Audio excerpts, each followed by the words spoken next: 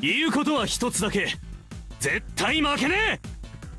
How's it going, everyone? There's Nothing Excess with a new player analysis. We're covering a new version of a character and two old favorites that are coming back in the mini Dream Festival. We're going to be talking about Stefan Levin, the field's god of destruction, who just got a hidden ability evolution, and Hiroshi Jito, Japan's towering wall, and Ryoma Hino, tornado striker, who both came in the mini Dream Festival, basically. We would also cover Kaltz, but Kaltz was covered in the Salvatore Gentile Dream Festival. Once I finish the video index with every character and where you can look at the information, you'll be able to find it much more easily. But if you do want to go check out my review of Kaltz, then go ahead and look at the Salvatore Gentile video, and then you'll see what's up. Anyways, let's get started. First off, we've got Stefan Levin, the field's god of destruction. He's an attacking midfielder, striker, and utility. Technically also a long shooter, but it's not his primary role in my opinion, but we will talk about that a little bit later. Basically, they took a character who was pretty garbage in every category and made him at least an 8K in every offensive and defensive category he needed to be decent in, with 8.9 intercept being the most impressive of these, along with 8.7 dribble, 8.7 pass, and 8.1 tackle. But then they also gave him 10.5K shot, and they made his shots 10% stronger always, no matter what, and all of his special skills 15% stronger on a coin flip. The coin flip part is real stupid design, and you could have gated it in a better way, but that doesn't mean that with some limit breaks, his 455 shot will instead be 569 momentum, and his other skills would be pretty strong.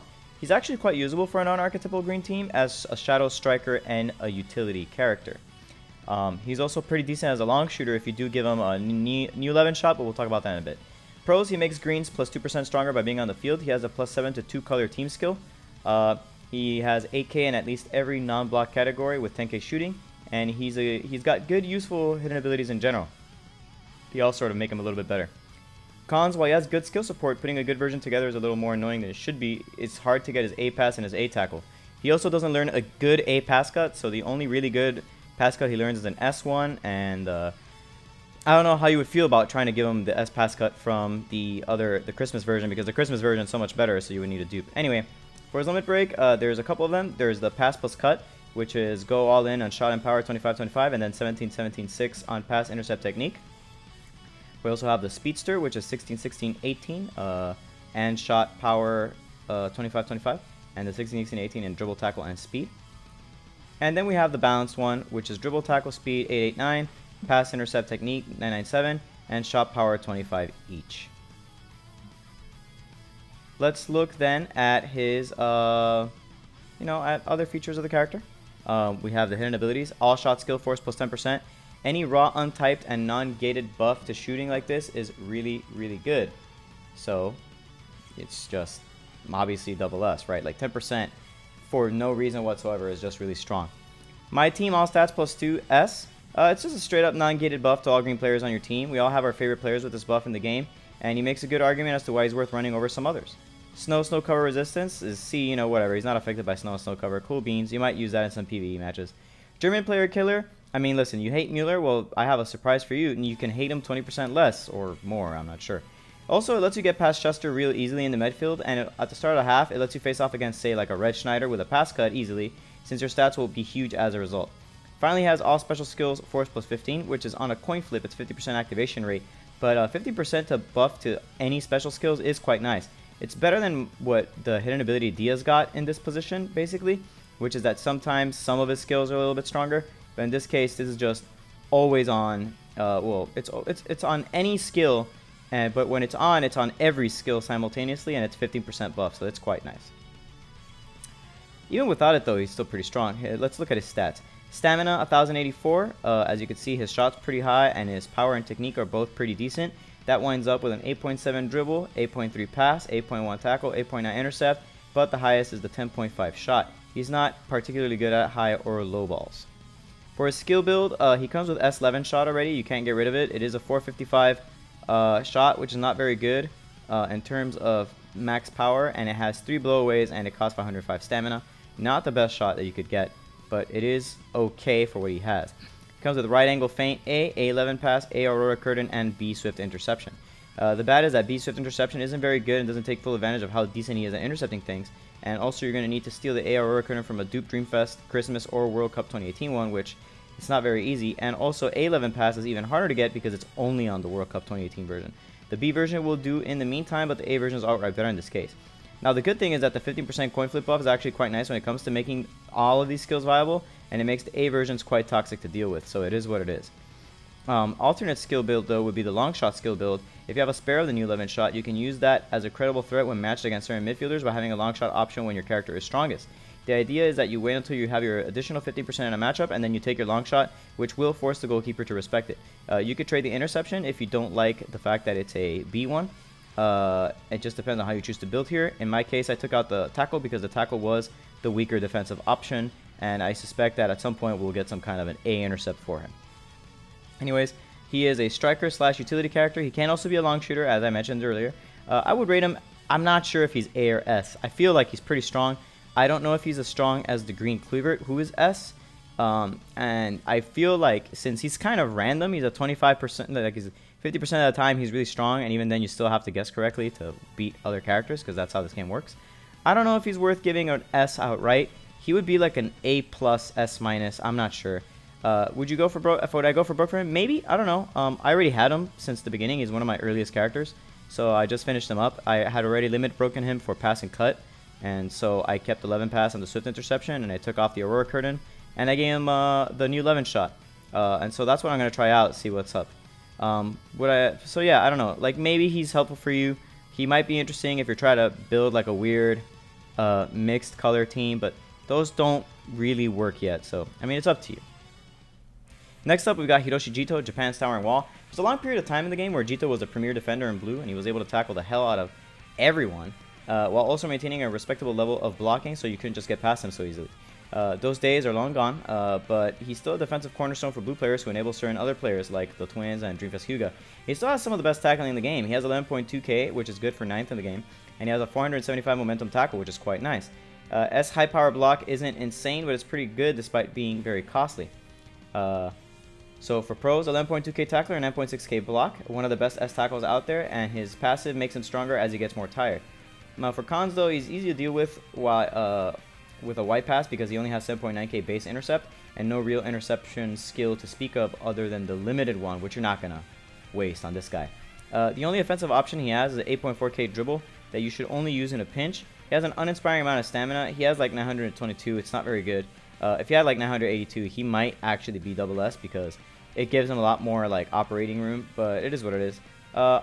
He's a defender. His role is defense. He does nothing else. I rate him an S. And should you go for broke for him? Only if you really need him for like Dreamfest Hyuga, and that's only if you also plan on really leveling up the descending Raiju, because otherwise I don't see why you would want him unless you're not running. Like if you're not running mixed Japan, you're running like all blue Japan, then yeah, sure, you kind of do want him.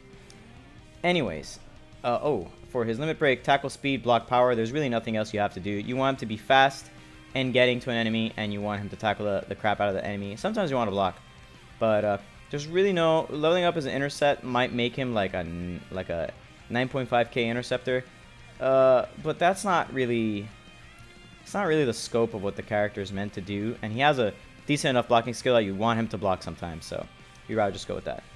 Stamina 922, not very good. 5s across the board in his offensive categories. As you can see, his tackle is much higher than anything else.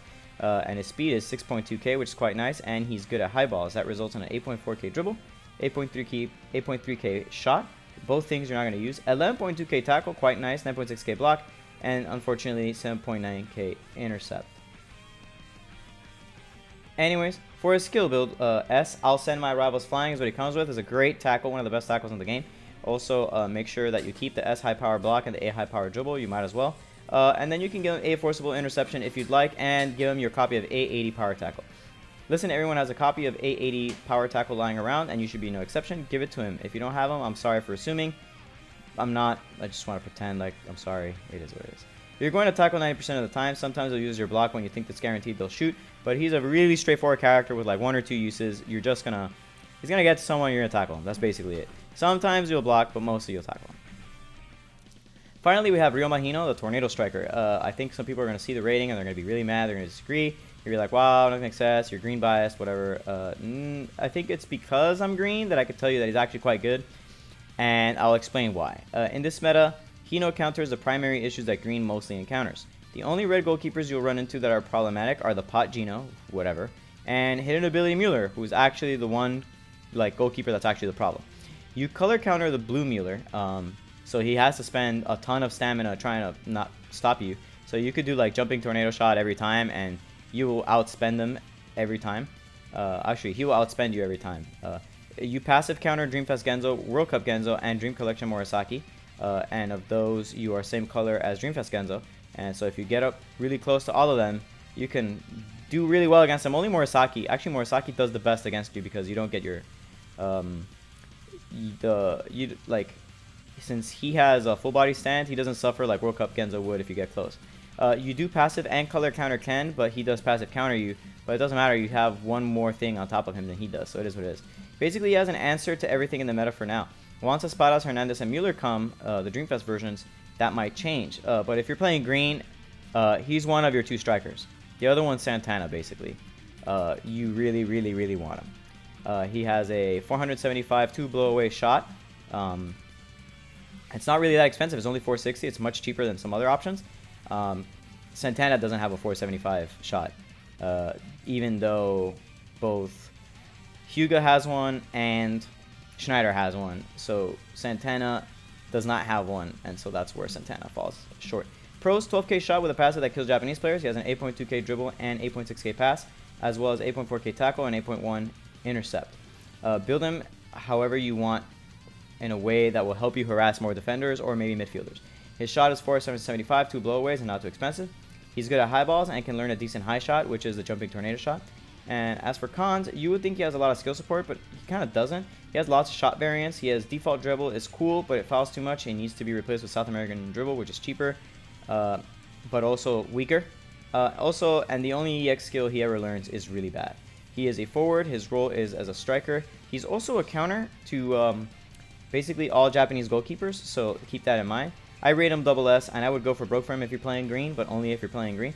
Or if you're trying to play like South American or South American mix, he's probably one of your best strikers in South America. For his limit breaks, 25 in dribble, speed, shot, and power. There's other ways of doing it, like the standard 2203 dribble, tackle, speed, 2203 pass intercept technique, 25 shot power.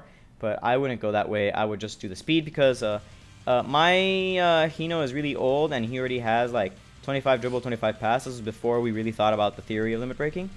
But I have a second dupe that I am definitely working on switching to this one because I'd rather he be faster and be able to beat more defenders and get into better position quicker. Anyways, for his stats, 1036 stamina. He's got, as you can see, his stats, everything's like 5000s except for shot and power. That doesn't mean he's got 8.2 dribble, 8.6 pass, 8.4 tackle, 8.9 block, 8.1 intercept, and 12k shot. He is good at high balls at 12.5%. So what does that mean? It means that when you decide to do a skill build, you're probably going to go like this. You're going to go S, double speed, double spin, tornado shot, which is what he comes with. A, jumping tornado shot, which you could get from one of the older events. Hopefully you saved one. A, South American dribble, which comes in a couple of SR versions. Hopefully you level that one up. A, power charge, which is the tackle he comes with, and you can, one of the characters, whatever long leg's name is, I think it's Sakaki. Sakaki SR has power charge for you to level up. And A, dragon pass, which you will be pulling off of the red gacha version if you can find them.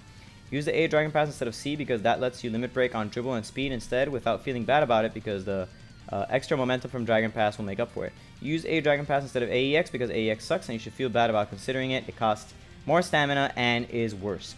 You should only pass as a get out of jail option when you think you can't shoot or your position's bad and they can tackle you and you see other forwards or some attacking midfielder in a better position that can take better advantage of it.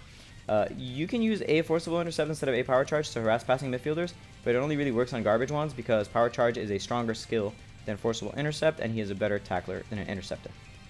Anyways guys, thanks for coming out here. I hope you enjoyed. I have all the stuff ready for Ishizaki and I am working on him right now actually. So I am making that video. The video will only contain Ishizaki. It'll actually be quite short because there's not a lot to say about him. I'm just gonna give you some information now. He's really strong. He's really strong.